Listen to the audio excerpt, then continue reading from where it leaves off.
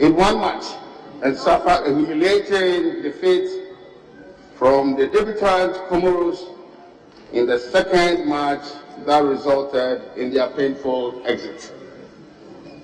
Mr. Speaker, this disappointing development can be attributed to poor management of the team, right from coach selection,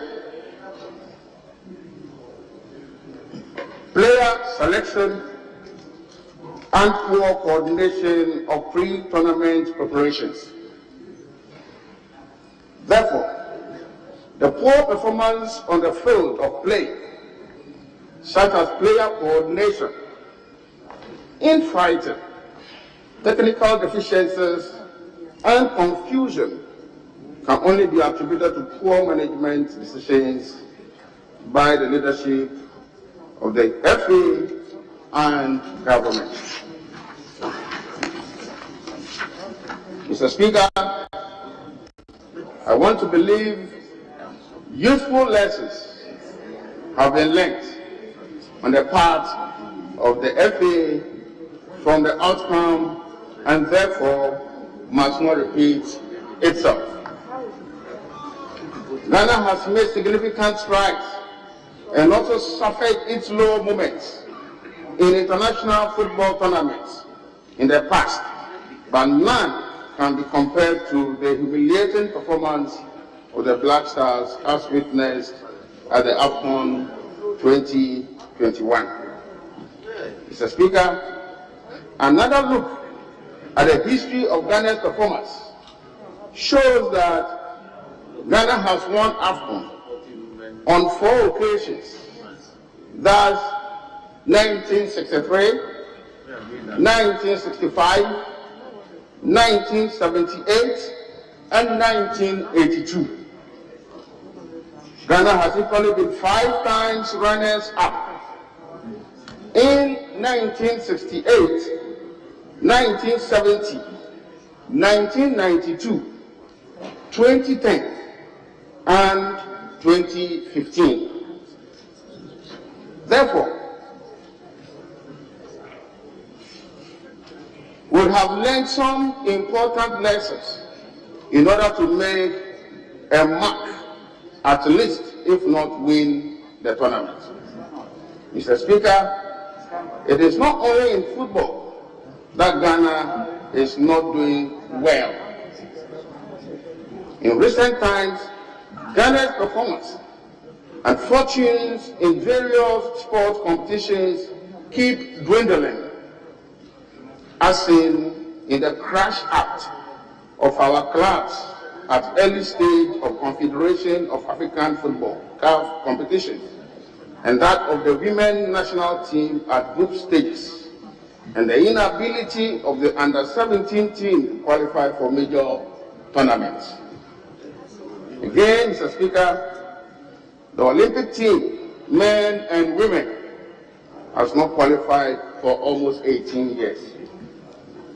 The mass movement of players from the local league, due to poor remuneration and conditions of service, may contribute to this.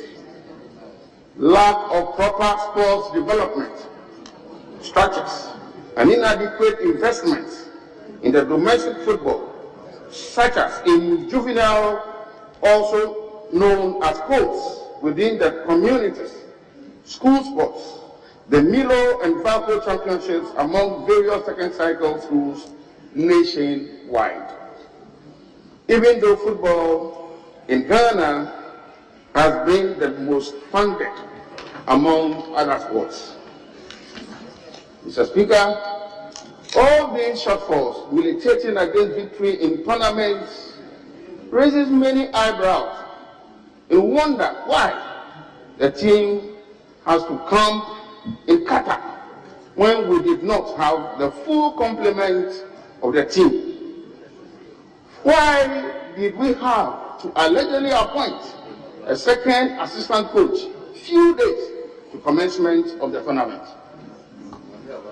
What were the criteria in selecting players for the national team? Mr. Speaker, We also want to know the total amount spent on the team till their painful exit. Mr. Speaker, for us to see some positive turn around in Ghana football, and given the central role of sports in national development and fostering unity, there is the need for the government, as a matter of urgency, initiate a process for a holistic sports development agenda that adopts short to long-term approach to sports development to restore sports and Ghana football in particular, from the grassroots to the top, that's club level, Black Stars and the Black Pins. There is also the need for the formulation of a national policy document for Ghana football detailing short, medium and long-term plans, and the depoliticization of our football and sports in general. There is a need to rethink the quality of the investments being made in sports today. For instance, the use of our rather scarce resources to build substandard community pitches that do not meet international standards and cannot be used for league matches ought to be a source of worry. Mr. Speaker, some resources should also go into training home professionals as players and management team with recognized certification in good standing to be used locally and for export for short to long-term results. Here, the need for our sports college with campuses spread through the country comes into sharp focus. I call on the government and the private investors to invest in the football industry to make our leagues competitive. These will help to reclothe Ghana with the pride of having formidable teams capable of raising high the flag of Ghana, of Mother Ghana, in any tournament going forward. Thank you, Mr. Speaker, for the opportunity. Yeah.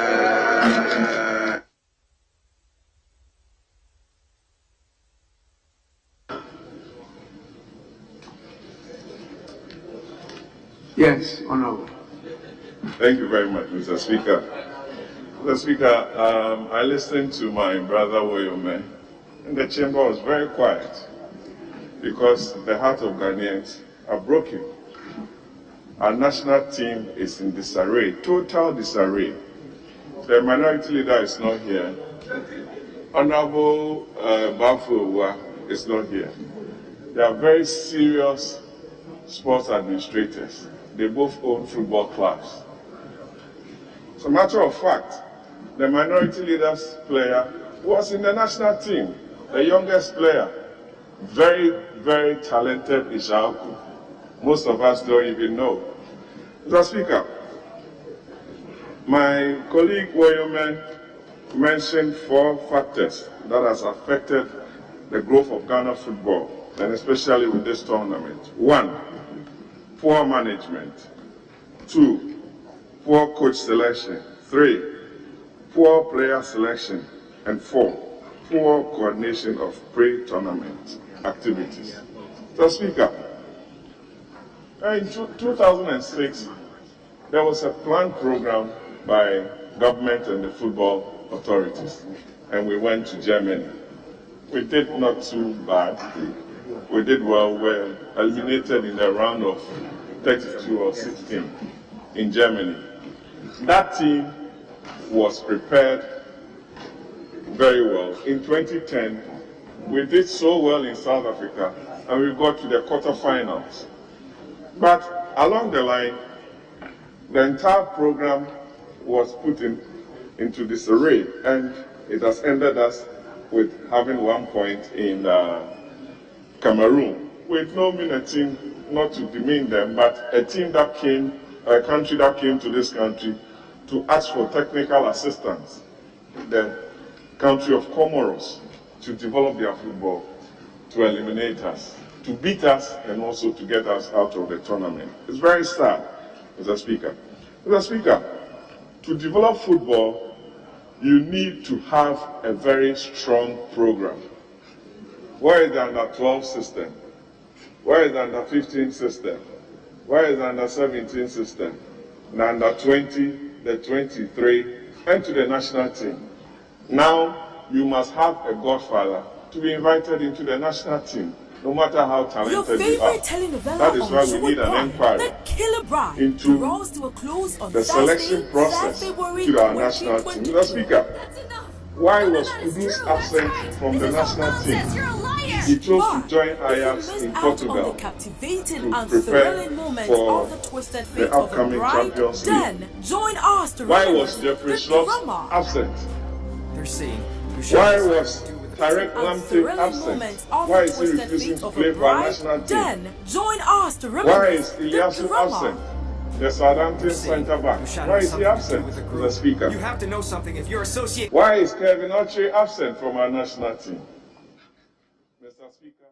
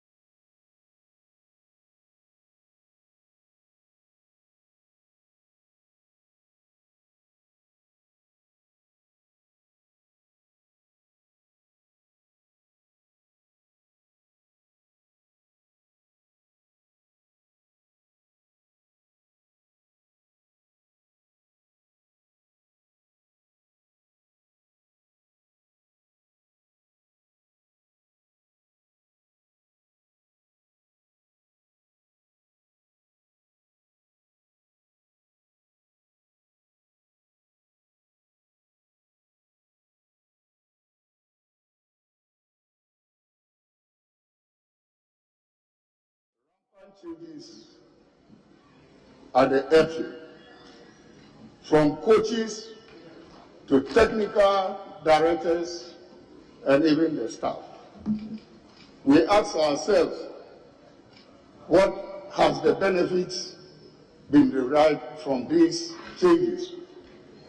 Mr. Speaker, 3 months to AFCON, the coach who was handling the Blasters, Mr. C.K. Akuma, was removed. Alongside him, the technical director of the Ghana Football Association, Mr. Oti Akente, who himself, a very renowned football coach, was also removed.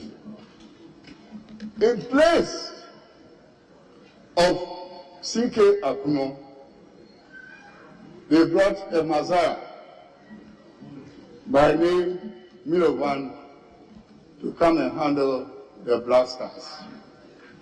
Mr. Speaker, the FA itself should be reshuffled. The decision to be removed, not by government, because of the long hand of FIFA or the international sports federations, but by their own constituents. Those who constitute the General Assembly of the FA must rise up to this challenge. They had the opportunity of telling the whole country that they did not like Osiapia, who was then the coach. They brought in C.K. Akuna, that he had performed badly. They brought in Milovan, and they have asked him to also go. And yet those who were doing the search and appointing the people, the Blaster Management Committee, continue to be in office. The FA has every right to remove that group, pending their own Congress, to account for their stewardship to the people of this country. $25 million was made available for their preparation in both the World Cup series and AFCON. Then we sat down, as they claim to be the football people, and took the team to Qatar for camping. An ill-prepared team, they arrived in trickles, not as a team. They went with the body and left the soul in Ghana. Whilst Nigeria were camping in Nigeria and moved their people along the team, Cameroon as well, Ghana, our Blasters were in Qatar. How can this be possible? In the good old days, they trained in Ghana, they carried the people along with them and received massive support anytime they were playing either at home or abroad. So, Mr. Speaker, the call for a probe is well directed. And I believe that the FA have conscience. They should immediately dissolve the Blaster Management Committee to prove that they are up to business. Mr. Speaker, regarding development, at times it looks like we are too quick to mobilize money to participate in international sports events. To me, that is promotional. We are not thinking about the development aspect of it, which means you must have a structure of, let's say, courts or juvenile football transiting into the third division level, to second, to first, to premiership, and to schools and colleges, as well as to CESA Games and National Sports Festival. Currently, school sports for the past 3 years has not been organized in the country. COVID has come in, and then When even they were relaxed in their restrictions, we failed to give them money, at least to organize the non-contact sports events. So school sports as it is now, the batch of youth who would have been ready to move into the various structures are non-existent. Booster games for the universities, now the emphasis has moved from the junior and senior highs to the universities. That is where the cream of talent for sports development have now been shifted. How do we support Booster games? Sessa games is no more. The place where you can get all your national teams gainfully employed and given ample time to train and to participate in sports activities is also not being considered. So I would like to urge the Minister for Youth and Sports to think about the developmental aspect of it. The provision of first-class pitches or sports facilities. I know an attempt is being made by the National Youth Authority, but whether they are doing it to meet the international standards is also another thing. So with all these things happening in our country, and football being the soul of this country, Black Stars win and the whole country cycling is up. Morale is very high and there's peace in this country. We lose, and for days, weeks and months we will continue to comment on the poor performance of the Black Stars, and people who are genuinely interested in coming to develop sports will be discouraged. I want to appeal to the government that they have a responsibility in the Constitution to ensure that sports is developed at all levels of this country. Mr. Speaker, with these few words, I want to thank you for the opportunity. Thank you, Mr. Speaker.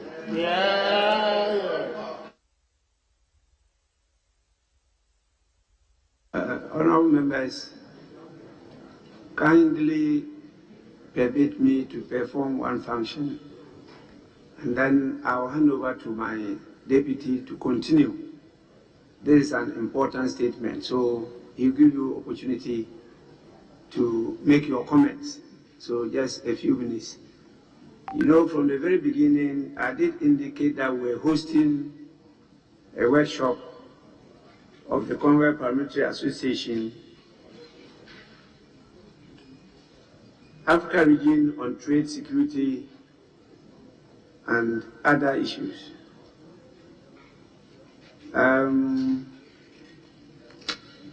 We will have to take this time to acknowledge the presence of